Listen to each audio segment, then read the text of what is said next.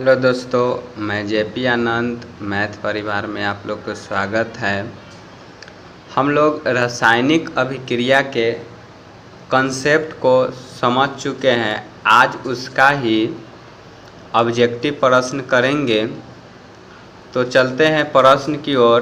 पहला प्रश्न है, रासायनिक अभिक्रिया में भाग लेने वाले पदार्थ को क्या कहते हैं। तो रासायनिक अभिक्रिया में जो भाग लेता है ना, उसको क्या कहते हैं, अभिकारक कहते हैं। तो इसका राइट आंसर क्या हो जाएगा, सी हो जाएगा, अभिकारक कहते हैं। उसके बाद आगे दिया गया है दो में, जब किसी अभिक्रिया के समय किसी पदार्थ में ऑक्सीजन की वृद्धि होती है तो निम्न से क्या कहा जाता है। तो ऑक्सीजन के वृद्धि होगा तो उस अभिक्रिया को क्या कहते हैं, तो उसको उपचयन अभिक्रिया कहते हैं। इसका राइट आंसर हो जाएगा ए हो जाएगा। इसके आगे दिया गया है समीकरण 2H2 + O2 एरो 2H2O है। तो ये कैसा अभिक्रिया है, तो हम लोग पढ़ चुके हैं। जब दो गो या दो से अधिक तत्व संयोग करता है तो उसको हम क्या कहते हैं, संयोजन अभिक्रिया कहते हैं। और जब विखंडन होता है तो उसको हम क्या कहते हैं, वियोजन अभिक्रिया। तो इसका राइट आंसर क्या होगा, ए होगा। उसके आगे दिया गया है 4 नंबर प्रश्न, Fe + COSO4 arrow Cu + FeSO4, इसमें कौन सी अभिक्रिया हुआ है। तो ये जो है ए नंबर इसका आंसर हो जाएगा, विस्थापन अभिक्रिया होता है। इसका राइट आंसर क्या होगा, ए होगा। विस्थापन अभिक्रिया भी हम लोग पढ़ चुके हैं कि ये अधिक क्रियाशील धातु जो होता है या तत्व जो होता है वो कम क्रियाशील तत्व को जो है विस्थापित कर देता है, वो उसके जगह पर वो अपने आ जाता है। इसके आगे दिया गया है 5 नंबर, रासायनिक अभिक्रिया के दौरान किसी पदार्थ में ऑक्सीजन का ह्रास क्या कहलाता है। तो ऑक्सीजन के ह्रास जो है अपचयन अभिक्रिया कहलाता है। तो इसका राइट आंसर क्या हो जाएगा, बी होगा। इसके आगे दिया गया है एक भूरे रंग का चमकदार तत्व X को वायु की उपस्थिति में गर्म करने पर वह काले रंग का हो जाता है। यह तत्व क्या है, X का नाम क्या है, इसे पूछ रहा है। तो ये जो है कॉपर है। इसका राइट आंसर क्या होगा, सी होगा। उसके बाद आगे दिया गया है 7 नंबर प्रश्न, नीचे दी गई अभिक्रिया के संबंध में कौन सा कथन सत्य है। तो ZnO + carbon arrow Zn + CO, तो ये कौन सा अभी माने इसके बारे में जो है सत्य क्या है इसे देखना है। तो कार्बन का उपचयित हो रहा है, हाँ तो यही सत्य है। यहाँ क्या हो रहा है, देखिए कार्बन को उपचयित हो रहा है, इसमें कार्बन में ही जो है ऑक्सीजन की वृद्धि हुआ है। हम लोग पढ़ चुके हैं जो ऑक्सीजन के जब वृद्धि होता है तो उसको उपचयन अभिक्रिया कहते हैं। तो यही सही है। तो इसका राइट आंसर क्या हो जाएगा, ए हो जाएगा। इसके आगे दिया गया है 8 नंबर प्रश्न है, Na2SO4 + BaCl2 arrow BaSO4 + 2NaCl उपयुक्त में से कौन सी रासायनिक अभिक्रिया है। तो इसका राइट आंसर जो हो जाएगा द्विविस्थापन अभिक्रिया, सी होगा। अब देखिए इसमें हम क्या समझाए थे कि जब दो या दो से अधिक एक दूसरे को जब विस्थापित करेगा, मतलब दो या दो से अधिक तत्व है और उसका यौगिक बना हुआ है और उस यौगिक को एक दूसरे को जो है विस्थापित करेगा, तो ऐसे हम उस अभिक्रिया को क्या कहते हैं, तो द्विविस्थापन अभिक्रिया कहते हैं। तो इसमें देखिए ये क्या किया, Na2SO4 जो है ये SO4 ये जो है किसको यहाँ जो है यहाँ देखिए जो Cl है यहाँ, तो यहाँ जो है इसके साथ मतलब Ba चलाया और Cl के साथ जो है Na चला गया, मतलब एक दूसरे को जो है विस्थापित कर देता है। तो ऐसी अभिक्रिया को हम द्विविस्थापन अभिक्रिया कहते हैं। 9 नंबर प्रश्न है। 9 नंबर प्रश्न है, जब मैग्नीशियम फीता को जलाया जाता है तो उत्पन्न आग की लौ होती है। तो याद रखिएगा, चमकीला उजला जो उजला होता है, तो याद रखिएगा जब मैग्नीशियम के फीता को जलाते हैं तो कैसा उत्पन्न होता है? लौ। तो चमकीला उजला, इसका राइट आंसर सी हो जाएगा। इसके आगे दिया गया है 10 नंबर प्रश्न है, Zn plus CuSO4 arrow ZnSO plus Cu रासायनिक अभिक्रिया किस प्रकार की है? तो याद रखिएगा कि विस्थापन अभिक्रिया है। इसमें जो है Zn जो है Cu के क्या किया? विस्थापित कर दिया है। कम अभिक्रियाशील जो होता है उसको विस्थापित कर देता है अधिक क्रियाशील धातु। तो याद हो गया होगा। उसके बाद दिया गया है 11 नंबर प्रश्न, अभिक्रिया CuO plus H2 arrow Cu plus H2O में किसका अपचयन होता है? तो इसका राइट आंसर जो हो जाएगा Cu का अपचयन होता है। देखिए इसमें क्या हो रहा है इसे समझिए। और जब हम लोग पढ़ चुके हैं कि जो ऑक्सीजन के वृद्धि होता है तो उसको हम क्या कहते हैं? उपचयन अभिक्रिया। और जब ऑक्सीजन के ह्रास होगा तो उसको अपचयन अभिक्रिया। तो देखिए इसमें CuO था, मतलब अभिक्रिया में एगो अभिकारक होता है, एगो प्रतिफल होता है। तो ये इधर वाला जो होता है तीर के निशान के बायां साइड जो होता है अभिकारक होता है और दायां साइड जो होता है प्रतिफल होता है। तो देखिए अभिकारक के ये ओरी जो है CuO था, यहाँ जो है प्रतिफल के इधर जो है Cu। तो इसमें क्या हुआ? जो ऑक्सीजन के ह्रास हो गया है, तो ऑक्सीजन के ह्रास हुआ है तो ये अब अपचयन अभिक्रिया हो जाएगा। और Cu के साथ ही ह्रास हुआ है, उसके साथ गद्दारी हुआ है, तो ऐसी अभिक्रिया को अपचयन अभिक्रिया कहते हैं। तो इसका राइट आंसर क्या हो जाएगा? Cu होगा, कॉपर। इसके आगे दिया गया है, साग सब्जियों का विघटन होकर कंपोजिस्ट बनना किस अभिक्रिया का उदाहरण है? तो इसका राइट आंसर क्या होगा? ऊष्माक्षेपी। अगर हमारा वीडियो अगर सब्जेक्टिव नहीं देखे या कंसेप्ट वाला तो उसको जाकर जो है देख लीजिएगा, तब आपको अच्छी तरह से समझ में आ जाएगी। हम पूरे तरह से जो है इसका हम विश्लेषण किए हुए हैं। चलते हैं आगे प्रश्न की ओर। 13 नंबर, उपचयन वह अभिक्रिया है जिसमें, तो देखिए उपचयन अभिक्रिया में क्या होता है? तो उपचयन अभिक्रिया में ऑक्सीजन का योग होता है। हम ये भी बात कल अभी भी बोले हैं कि ऑक्सीजन के जो है वृद्धि होगा तो उसको उपचयन कहेंगे। हाइड्रोजन का ह्रास होगा, उसमें याद रखिएगा क्या चीज़ होगा? हाइड्रोजन का ह्रास है। इलेक्ट्रॉन जो है त्याग करता है। तो इसका राइट आंसर क्या हो जाएगा? डी हो जाएगा। सभी ऑक्सीजन के योग होगा मतलब वृद्धि होगा, और हाइड्रोजन के ह्रास होगा, इलेक्ट्रॉन का त्याग होगा। वैसा अभिक्रिया को क्या कहते हैं? उपचयन अभिक्रिया या ऑक्सीकरण अभिक्रिया। तो याद रखिएगा ऑक्सीकरण अभिक्रिया या उपचयन अभिक्रिया। इसके बाद 14 नंबर प्रश्न है, अभिक्रिया Cu plus H2 arrow Cu plus H2O किस प्रकार की अभिक्रिया है? तो याद रखिएगा यह विस्थापन अभिक्रिया है। देखिए इसमें विस्थापित कर दिया है, मतलब जो है Cu को जो है Cu जो है O जो है किसके साथ चला गया?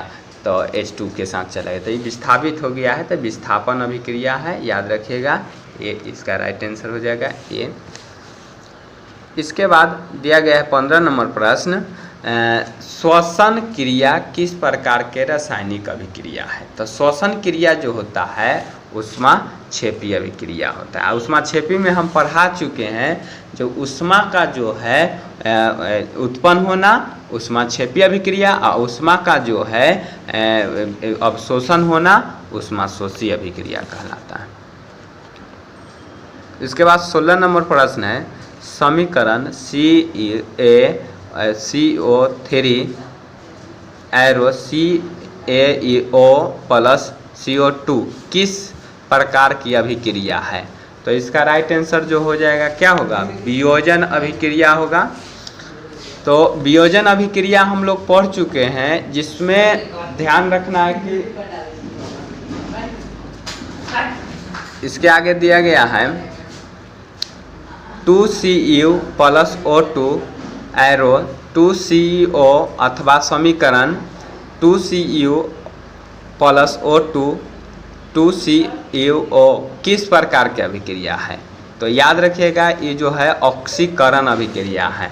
ऑक्सीकरण अभिक्रिया भी हम तुरंत बोले हैं कि जिसमें ऑक्सीजन का वृद्धि होगा और हाइड्रोजन का त्याग होगा और इलेक्ट्रॉन का भी त्याग होता है। वैसे अभिक्रिया को क्या कहते हैं? ऑक्सीकरण अभिक्रिया कहते हैं। इसके आगे दिया गया है निम्न में से कौन अवकारक है? तो अवकारक के उदाहरण जो है याद रखिएगा H2S है।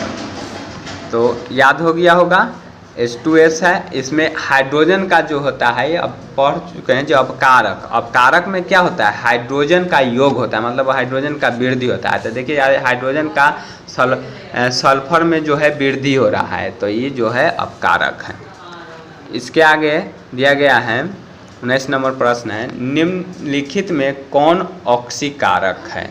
तो ऑक्सीकारक हम क्या कहें? जो ऑक्सीजन का वृद्धि होगा, तो डी हो जाएगा। इसका राइट आंसर जो है O2 डी। उसके बाद दिया गया है 20 नंबर प्रश्न, निम्न में से कौन सा पदार्थ ऑक्सीजन से सहयोग नहीं करता है? तो ध्यान रखिएगा इसका राइट आंसर क्या होगा? गोल्ड होगा। हम पढ़ा चुके हैं कि जब स्वतंत्र अवस्था में जो तत्व होता है ना, तो वो जो है ऑक्सीजन से सहयोग नहीं करता है। तो स्वतंत्र अवस्था में गोल्ड होता है। तो याद रखिएगा जो गोल्ड जो है ऑक्सीजन से संयोग नहीं करेगा।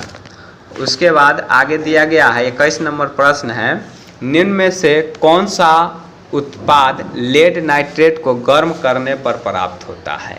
तो इसका राइट आंसर जो हो जाएगा NO2 और O2 जो है लेड नाइट्रेट को जब गर्म करते हैं तो वो जो है प्राप्त होता है। इसके आगे दिया गया है 22 नंबर प्रश्न, Fe2O3 plus 2L arrow Al2O3 plus 2Fe ऊपर दी गई अभिक्रिया किस प्रकार की अभिक्रिया है?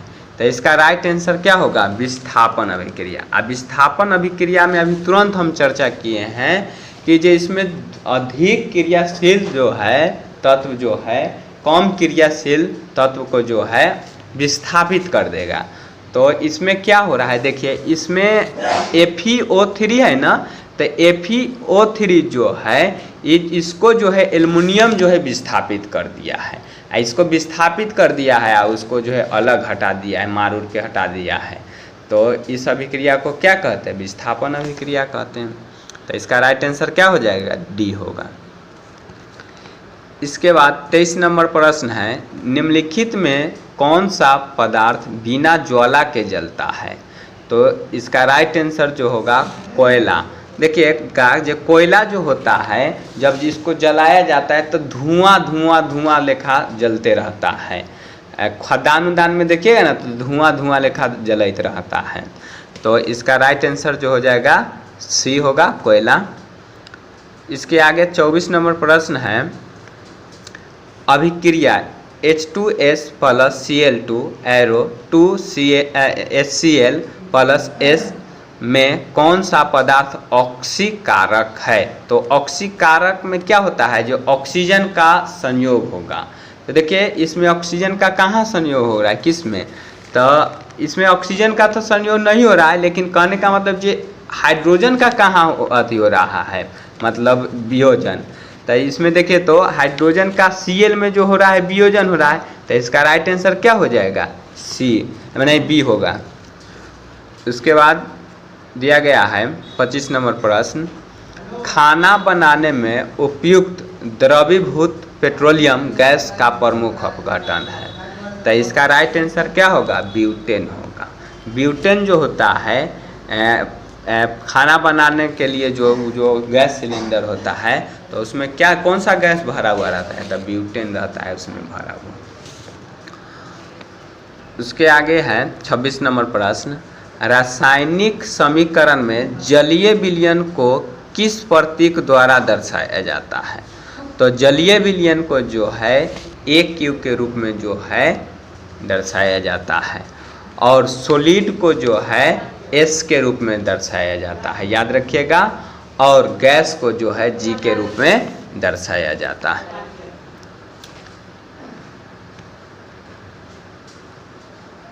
उसके बाद 27 नंबर प्रश्न है, निम्नलिखित में कौन सा पदार्थ फोटोग्राफी में उपयुक्त होने वाले फिल्म बनाने में उपयुक्त होता है। तो हम लोग पढ़ चुके हैं जो AgBr मतलब सिल्वर ब्रोमाइड का प्रयोग जो होता है फोटोग्राफी बनाने में होता है। तो राइट इसका आंसर हो जाएगा B। उसके बाद 28 नंबर प्रश्न है, जल का वैद्युत अपघटन करने पर मुक्त होने वाली हाइड्रोजन और ऑक्सीजन गैसों का मोल अनुपात होता है। तो इसका राइट आंसर क्या हो जाएगा 2:1। अब देखिए इसमें क्या होता है इसे समझिए। मोल अनुपात कह रहा है हाइड्रोजन इसमें कै गो है, तो हाइड्रोजन जो है 2 गो है और ऑक्सीजन कै गो है, तो 1 गो है। तो ये मूल अनुपात हुआ ऐसे, इसमें हाइड्रोजन 2 गो है ऑक्सीजन 1 गो है, तो मूल अनुपात। अगर जो द्रव्यमानांक वाला बात कहा जाएगा तो हाइड्रोजन का क्या होता है द्रव्यमानांक H2 होता है, तो 1 होता है इसका द्रव्यमानांक, 2 गो है H2 तो 2 हो जाएगा। और ऑक्सीजन का क्या होता है 8 दूना 16, तो 16 तक मतलब इसको काटिएगा तो 1:8 के रूप में रहता है द्रव्यमानांक। और परमाणु संख्या के आधार पर अगर जो कहा जाएगा तो 1:8 क्या होता है 8 होता है। उसके बाद 29 नंबर प्रश्न है, भखरा चूना के जलीय विलयन से दीवारों पर पुताई करने पर दीवार चमक बढ़ जाती है, निम्न में से किस पदार्थ का बनने का कारण होता है। तो हम लोग सब्जेक्टिव में पढ़ चुके हैं जो कैल्शियम कार्बोनेट को जब हम चूना करते हैं तो 2 से 3 दिन बाद जो है सूरज के प्रकाश अवशोषित कर लेता है वायु के संपर्क से, और उससे जो है ये अभिक्रिया करके संगमरमर बना देता है। संगमरमर बनने के बाद जो है ये दीवार के चमक उमक को जो है बढ़ा देता है। तो इसका याद रखिएगा कैल्शियम कार्बोनेट, इसका राइट आंसर क्या हो जाएगा B हो जाएगा। इसके बाद 30 नंबर प्रश्न है, जिस न्यूनतम तापमान पर कोई पदार्थ जलना प्रारंभ कर देता है उसे क्या कहते हैं। तो उसको याद रखिएगा ज्वलन ताप कहते हैं। तो ज्वलन ताप याद हो गया होगा, जिस न्यूनतम तापमान पर कोई पदार्थ जलना प्रारंभ कर देता है उसे हम क्या कहते हैं ज्वलन ताप कहते हैं। उसके बाद 31 नंबर प्रश्न है, निम्न में से कौन ऊष्माक्षेपी अभिक्रिया का उदाहरण है। तो ऊष्माक्षेपी के अभिक्रिया के उदाहरण जो है अम्ल को जल द्वारा तनुकरण करना, ये जो होता है ऊष्माक्षेपी अभिक्रिया का उदाहरण है। इसमें जब अम्ल में हम जल अगर ये डालते हैं तो क्या होता है वो जो है मतलब ऊष्मा उसमें से निकलता है। उसके बाद 32 नंबर प्रश्न है, निम्न में से कौन दहन अभिक्रिया है। तो दहन अभिक्रिया जो है याद रखिएगा पेट्रोल का जलना जो है दहन अभिक्रिया। यहाँ मोमबत्ती का पिघलना दिया गया है, तो मोमबत्ती के जलना अगर जो रहता तो ये भी जो है दहन अभिक्रिया होता, लेकिन यहाँ पेट्रोल का जलना लिख दिया है, तो इसका राइट आंसर क्या होगा C होगा दहन अभिक्रिया। उसके बाद दिया गया है 33 नंबर प्रश्न है, निम्न में से कौन रासायनिक असंतुलन है। देखिए संतुलन होता है एगो असंतुलन, मतलब नहीं गलती बोल रहे हैं, संतुलित होता है एगो असंतुलित होता है। तो दोनों तरफ जब अभिकारक और प्रतिफल में दोनों तरफ अगर जे बराबर अगर जे तत्वों की संख्या उसके परमाणु की संख्या नहीं द्रव्यमान परमाणु अणु की संख्या अगर जे समान रहेगा ना दोनों तरफ, तो हम कभी कहेंगे संतुलित कहेंगे। और दोनों तरफ अगर जो अणु की संख्या अगर जो समान नहीं रहेगा तो उस अभिक्रिया को क्या कहेंगे असंतुलित कहेंगे। कहूँ कहूँ परिभाषा परमाणु के भी रहता है देले, जो परमाणु की संख्या समान होता है तो उसको हम संतुलित कहते हैं, और परमाणु की संख्या जब समान नहीं रहता है तो वो जो है असंतुलित है। तो इसमें देखिए जो दोनों तरफ कोण में समान है। इसमें देखिए तो Pb मतलब सीसा, NO3 Pb नाइट्रेट है और POO है। तो इसमें कै गो है, इसमें P जो है P इसमें एगो है, तो यहाँ भी P एगो है, और O जो है कै गो है, यहाँ 3 गो है। तो 3 होल ब्रैकेट होल ट्वाइस दिया गया है, तो इसमें 6 गो, तो 2 3 4 5 गो है इधर, और इसमें हाँ तो इसमें 5 गो है या 6 गो होना चाहिए, तो ये जो है असंतुलित है। तो याद रखिएगा, संतुलित समझ गए हैं कि जो दोनों तरफ अगर जो परमाणुकता अगर जो बराबर रहेगा, चाहे अणु की संख्या बराबर रहेगा तो उसको संतुलित कहेंगे, और दोनों तरफ अगर जो अणु या परमाणुकता जो है बराबर नहीं होगा तो उसको असंतुलित अभिक्रिया कहेंगे। उसके बाद दिया गया है 34 नंबर प्रश्न है, Cl2 plus 2Ki arrow 2Cl यानी KCl प्लस I2, यह कौन सा अभिक्रिया है? तो याद रखिएगा विस्थापन अभिक्रिया है। उसके बाद 35 नंबर प्रश्न है, निम्न में से कौन रासायनिक समीकरण संतुलित है? तो संतुलित जो है यहाँ बी है, मिला लीजिएगा आप, और वीडियो को रोककर आप मिला लीजिएगा, बी हो जाएगा।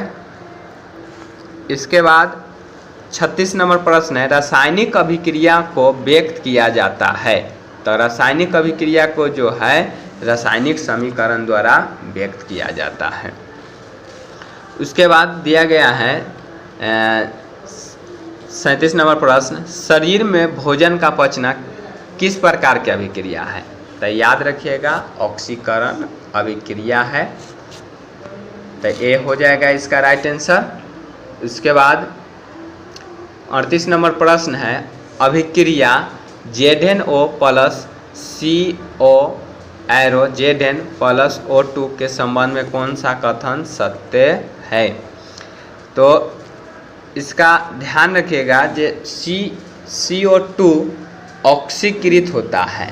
तो इसमें देखिए जे इसमें क्या हो रहा है, Zn मतलब Zn है, तो यहाँ Zn से क्या हो रहा है, यहाँ Zn O हट रहा है, O हट रहा है का मतलब क्या हुआ, जे इसमें Zn का जो है अपकरण हो रहा है, अपकरण मतलब जो अपचयन हो रहा है, तो ये हो जाएगा, इसका राइट आंसर क्या हो जाएगा, डी हो जाएगा।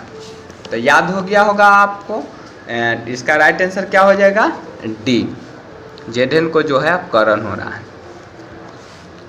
उसके बाद दिया गया है 39 नंबर प्रश्न है, निम्न में से कौन उभय विस्थापन अभिक्रिया है?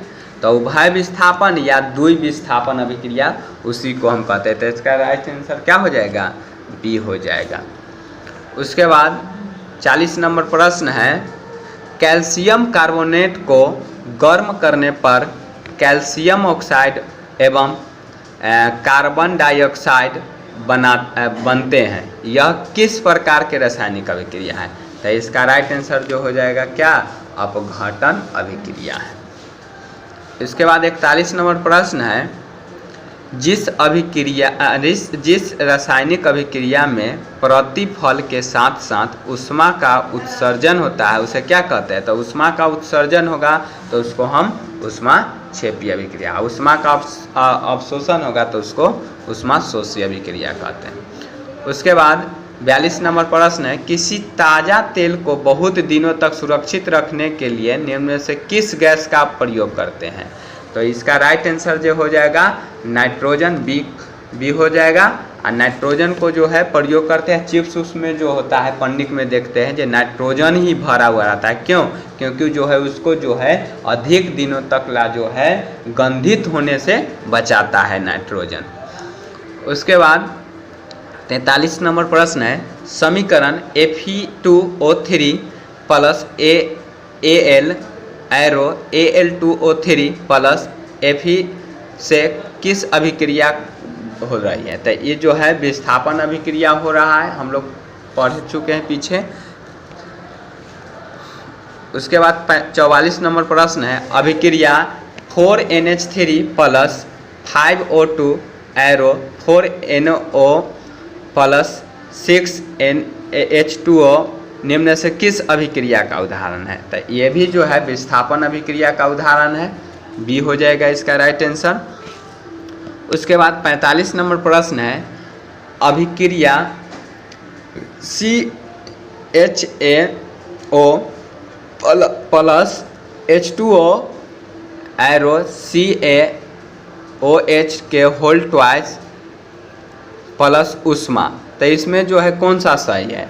तो उष्मा का जो है क्या हो रहा है, इसमें निकल रहा है उष्मा, तो उष्मा क्षेपीय अभिक्रिया हो जाएगा और संयोजन अभिक्रिया हो जाएगा, दोनों जुट रहा है तो संयोजन अभिक्रिया हो जाएगा। आगे उसके बाद दिया गया है 46 नंबर प्रश्न, समीकरण के बाएं एवं दाएं दोनों और प्रत्येक प्रकार के परमाणु की संख्या समान होती है। तो हम तुरंत अभी बता चुके हैं जो या तो परमाणु की संख्या समान होगी ना तो अणु की संख्या समान होगी दोनों तरफ, तो हम उसको क्या कहेंगे, संतुलित कहेंगे। जब दोनों तरफ माने दाएं और बाएं जो है परमाणु की संख्या और अणु की संख्या जब समान नहीं होगी तो उसको हम असंतुलित कहेंगे। तो इसका राइट आंसर क्या होगा, बी हो जाएगा, संतुलित अभिक्रिया। उसके बाद 47 नंबर प्रश्न है, बेरियम क्लोराइड के विलयन की जब सल्फ्यूरिक अम्ल से अभिक्रिया कराई जाती है तो उस अभिक्रिया को क्या कहते हैं। तो इसका राइट आंसर जो हो जाएगा अवक्षेपण अभिक्रिया कहते हैं। तो याद रखिएगा जो अवक्षेपण अभिक्रिया कहते हैं, बेरियम क्लोराइड के से अभिक्रिया कराते हैं। उसके बाद 48 नंबर प्रश्न है, सोडियम हाइड्रोक्साइड और हाइड्रोक्लोरिक अम्ल के बीच अभिक्रिया होने पर सोडियम क्लोराइड और जल बनते हैं, इस अभिक्रिया क्या कहलाता है। तो इस अभिक्रिया को जो है याद रखिएगा शीनीकरण अभिक्रिया कहते हैं। उसके बाद 49 नंबर प्रश्न है, क्लोरोफिल और सूर्य प्रकाश की उपस्थिति में पौधे वायु से कार्बन डाइऑक्साइड एवं पृथ्वी से जल ग्रहण करके अपना भोजन तैयार करता है। यह किस प्रकार के अभिक्रिया है। तो हम लोग पढ़ चुके हैं जब क्लोरोफिल और सूर्य के उपस्थिति में वायु से जो है कार्बन डाइऑक्साइड जब पौधा लेता है तो उस अभिक्रिया को हम क्या कहते हैं, प्रकाश रासायनिक अभिक्रिया कहते हैं। तो याद हो गया होगा। उसके आगे दिया गया लास्ट प्रश्न है आज का 50 नंबर, निम्नांकित में रेडॉक्स अभिक्रिया क्या है। तो रेडॉक्स अभिक्रिया कौन से समझिए हम। रेडॉक्स अभिक्रिया अब समझिए जो क्या होता है। रेडॉक्स अभिक्रिया जब हाइड्रोजन के त्याग और ऑक्सीजन के ग्रहण या हाइड्रोजन के ग्रहण ऑक्सीजन के त्याग, ये दोनों प्रकार के जब होगा क्रिया तो इसी अभिक्रिया को हम क्या कहते हैं, रेडॉक्स अभिक्रिया। रेडॉक्स अभिक्रिया में अवकरण भी होता है और ऑक्सीकरण भी होता है। तो इसका राइट आंसर क्या हो जाएगा, सी हो जाएगा। तो समझ गए होंगे। अगर वीडियो आप लोग को अच्छा लगा होगा तो दोस्तों के साथ शेयर करें और चैनल को सब्सक्राइब करें। थैंक यू, धन्यवाद।